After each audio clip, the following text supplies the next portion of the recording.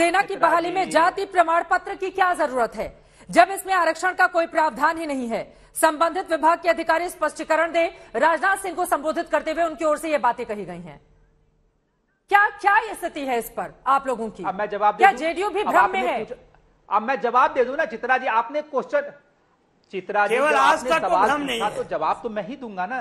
JDU एक बार राजनाथ सिंह की bite सुन लेते हैं। देश के रक्षा मंत्री ने इस पूरे मामले में क्या कहा, उसके बाद आप बोलिएगा। सुन लेते हैं एक बार इस पूरे मामले में जब उनसे सवाल पूछा गया तो क्या मिला है जवाब। मैं ये स्पष्ट कर देना चाहता हूं कि यह पूरी तरह से अफवाह है। जो पहले व्यवस्था थी माने आजादी के पहले से वही व्यवस्था अब तक भी चली आ रही है, उसमें कहीं पर कोई परिवर्तन नहीं हुआ। लेकिन जाति की जो मांग की गई है सर, मैं जो कह रहा हूं जो पुरानी व्यवस्था रही है वही व्यवस्था चली आ रही है। अब इसके आगे मुझे क्लैरिफाई करने की समझता हूं कोई जरूरत। तो राजनीति जो इसकी हो रही है उस पर क्या कहेंगे? राजनीतिक दल आप छात्रों से कहेंगे कि इस तरह की चीजों पे ना भरोसा करें, एक आश्वासन देना चाहेंगे सर? माधव आनंद जी, देश के रक्षा मंत्री को संबोधित करते हुए सवाल पूछा गया था, जवाब मिल गया क्या आपको? अब एक मिनट सुन लीजिए, अब एक मिनट आप एक मिनट सुन लीजिए। सारा जवाब दे दिया आपने, अब मेरा भी सब जवाब सुन लीजिए। हम लोगों ने पहले ही कहा कि अगर यह प्रथा पहले से चली आ रही है तो सरकार तो समय रहते हुए कई बदलाव भी करती है। अगर जाति और धर्म का सर्टिफिकेट का कोई मतलब नहीं है, उस आधार पे कोई चयन की प्रक्रिया नहीं होती है, तो क्यों आप पूछ रहे हैं? हम लोगों ने तो यही स्पष्टीकरण सरकार से आग्रह किया, विनम्रतापूर्वक हमारे संसदीय बोर्ड के राष्ट्रीय अध्यक्ष ने हम लोगों ने आग्रह किया। इसमें क्या आपत्ति है? आपत्ति किसी को नहीं होनी चाहिए। जो भ्रम की स्थिति है, जो भ्रम की बीजेपी की मत सुनिए, कम से कम जो हमारे फॉर्मर डीजीएमओ हैं उनकी बात सुनेंगे या नहीं सुनेंगे? मैं चित्रा जी मैंने बीजेपी की भी बात सुन ली और जो आर्मी के लोग हैं उनकी बात भी सुनी। मैं कह रहा हूं कि अगर यह प्रक्रिया लंबे समय से चली आ रही है और कहीं न कहीं दोष है उसमें, तो उसको बदलाव करने की आवश्यकता है ना। सरकार क्या दोष है, बदलाव ला सकती है। इसमें क्या दोष है? अगर कहीं शहादत होती है युद्ध के मैदान में और उस पार्थिव की पहचान के लिए ये जरूरी हो जाता है, इसमें क्या दोष है? तो जाति की क्या जरूरत है? ठीक है, मान लिया धर्म का आपने जब मान लिया, धर्म का आपने बोला कि धर्म के एक जरूरी है, लेकिन जाति का सर्टिफिकेट क्या जरूरत है? नहीं, जाति के क्या सर्टिफिकेट जरूरत है उसमें? देखिए कुछ अखिलेश प्रताप सिंह जी, आजादी के पहले मैं शहजाद से सवाल का जवाब दूंगी, लेकिन अखिलेश जी आप लोग इतने सालों तक रहे, क्यों नहीं बदलती व्यवस्था? आजादी के समय से ही चली आ रही है। सबसे ज्यादा तो आप ही का शासन रहा है। आग्रह किया है कि अखिलेश जी स्पष्टीकरण दे, राघव जो जी लोगों में भ्रम फैल रहा है उस भ्रम को सरकार दूर करने का काम करे। तो कौन सा अपराध हम लोगों ने कर लिया? आदरणीय उपेंद्र कुशवाहा जी ने तो यही कहा, बड़ी विनम्रता पूर्वक। कैसी सरकार चलाते हैं सर आप लोग बिहार में? मतलब जेडीयू भ्रम में रहती है, बीजेपी भ्रम दूर नहीं कर पाती है। बिहार की जनता का भ्रम इसीलिए दूर नहीं हुआ, इसीलिए सबसे ज्यादा आगजनी हुई।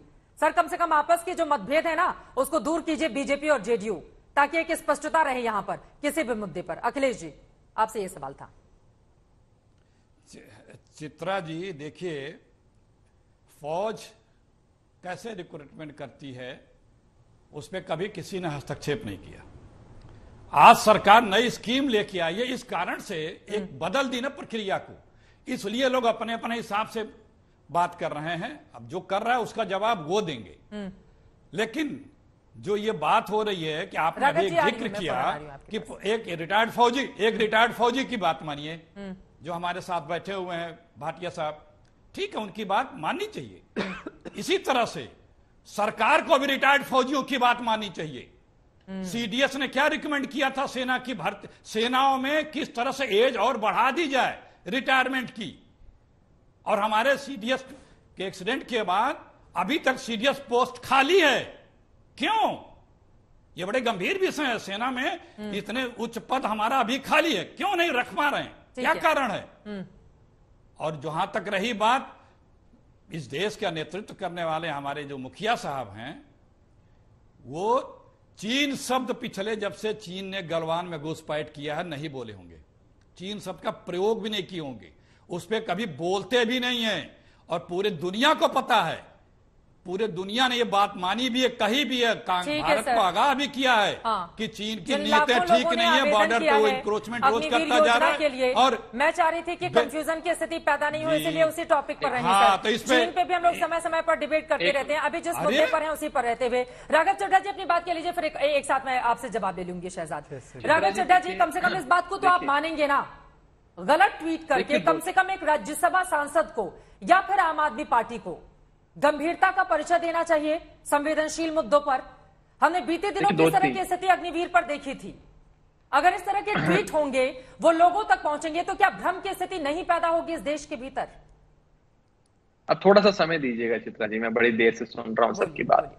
देखिए, पहली चीज तो ये है कि अग्निवीर की जहां तक बात है और इस जाति प्रमाण पत्र मांगने की बात है, अगर एक भ्रम की स्थिति उत्पन्न हुई है चित्रा जी, तो इस भ्रम की स्थिति को दूर करने की जिम्मेदारी केंद्र सरकार की है।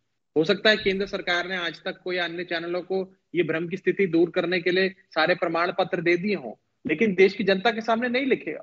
और देश की जनता के मन में ये क्यों सवाल आया, ये इसका बेडरॉक इशू जो आप कहें मेन मुद्दा है, वो ये है कि अगर पहले भी जाति प्रमाण पत्र मांगा जाता था और आज भी मांगा जाता है, इसमें सबसे बड़ा अंतर यह है कि पहले 75% लोगों को निकाला नहीं जाता था। आज अगर आप 100 लोगों की भर्ती करते हैं तो 75% लोगों को निकाल देते हैं, छटनी करते हैं। तो लोगों के मन में भ्रम आया कि जाति के आधार पर क्या छटनी करने जा रहे हैं, और अगर ये लोग सारी ही चीजें बदल रहे हैं, सारी ही स्कीम्स बदल रहे हैं, तो फिर ये जाति प्रमाण पत्र की जो अनियमितता थी, इसको भी निकाल देना चाहिए। मैं आपको इसी के साथ साथ सुप्रीम कोर्ट का 8 मार्च 2022 का वक्तव्य दिखाता हूं। जस्टिस संजय किशन कौल के बेंच ने कहा चित्रा जी कि army can not be segregated, can't segregate armed forces on caste basis. कोई सज्जन गए थे सुप्रीम कोर्ट यही कहते हुए कि इस केंद्र सरकार जाति प्रमाण पत्र मांग रही है अग्निवीर को लेकर, तो सुप्रीम कोर्ट ने कहा कि जाति के आधार पर सेना में कोई भर्तियां या किसी प्रकार की कोई छटनी या किसी प्रकार की कोई भेदभाव नहीं होना चाहिए। कोई मतलब ही नहीं है जाति प्रमाण पत्र का। धर्म की बात समझ में आती है, धर्म पे कोई सवाल नहीं है। राघव चड्ढा जी, इतिहास में इस बात का कहीं विजिट या फिर बीजेपी ने नहीं सर, ये बहुत संवेदनशील और सीरियस मुद्दा है। राघव चड्ढा जी, अगर बीजेपी ने ऐसा किया है तो वो गलत है क्या? सेना में धर्म या जाति के आधार पर छटनी हुई है, क्या किया है बीजेपी ने? एक आखिरी चीज कह रहा हूं, मैं बड़े दिनों बाद आपके शो पर आया, बोलने दीजिए। देखिए, आज चाइना हमारा सबसे बड़ा दुश्मन बन के खड़ा है।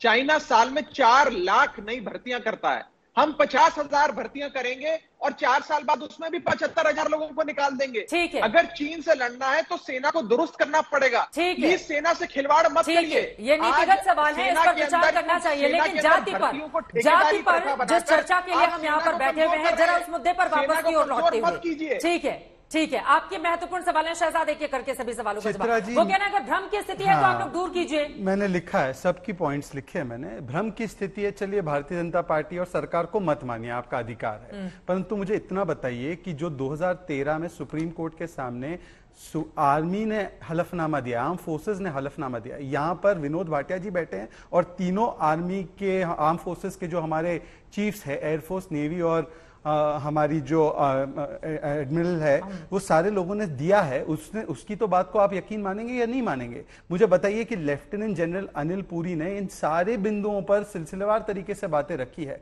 आज मैं केवल इतना पूछना चाहता हूं सारे बैठे पैनलिस्ट को, आर्म फोर्सेस ने जो उनकी रिक्वायरमेंट बताई है सुप्रीम कोर्ट के सामने, क्या वो उस बात से अग्री करते हैं या उसको नजरअंदाज करते हुए फिर भी भ्रम की स्थिति में रहना चाहते हैं? दूसरी बात, मैं राघव जी से फिर से मैं इधर उधर नहीं जाने दूंगा उनको, मैं सिर्फ इतना पूछना चाहता हूं कि क्या संजय सिंह ने, उनको पता था कि 2013 में यह हलफनामा डाला गया है, सुप्रीम कोर्ट के सामने आर्म फोर्सेस ने बताया है, या उन्होंने उसको नजरअंदाज करते हुए बिना कुछ रिसर्च किए या बिना कुछ बातें जाने उन्होंने ये ट्वीट किया कि पहली बार ऐसा हो रहा है? तीसरी बात, क्योंकि ये बार बार भाग रहे हैं अपनी जिम्मेदारी से, तीसरी बात, ये बार बार जो लोग चाइना की बात कर रहे हैं ना, पहले तो अपना चाइना के साथ एमओयू दिखा दे फिर बात करें। जब डोकलाम क्राइसिस चल रहा था तो किसके साथ थे राहुल गांधी? मैं इसमें नहीं जाना चाहता, ये इस डिबेट को साइड ट्रैक करने वाली बात होगी। तो इसीलिए मैं आज राघव चड्ढा जी सांसद जी है, उनको तीन चीज के नाम नहीं पता है, ये एक अलग विषय है, मैं उनको बता भी देता हूं, आपके आगे की डिबेट के लिए काम आएगा। एयर चीफ का नाम है BR चौधरी, हरि कुमार जी एडमिरल हमारे नेवी चीफ है, और आर्मी चीफ है मनोज पांडे। अब यह जानकारी आप लिख लीजिए, गूगल कर रहे थे, परंतु आप मुझे बताइए कि 2013 का सुप्रीम कोर्ट में डाला गया हलफनामा, क्या उस पर वो यकीन करते हैं, या सर्जिकल स्ट्राइक पर जैसे सवाल उठाए, बालाकोट पर सवाल उठाए, पुलवामा पर अरविंद केजरीवाल ने सवाल उठाए, वैसे वो सवाल उठा रहे हैं उस पर? इसको इतना हल्के में मत लीजिए।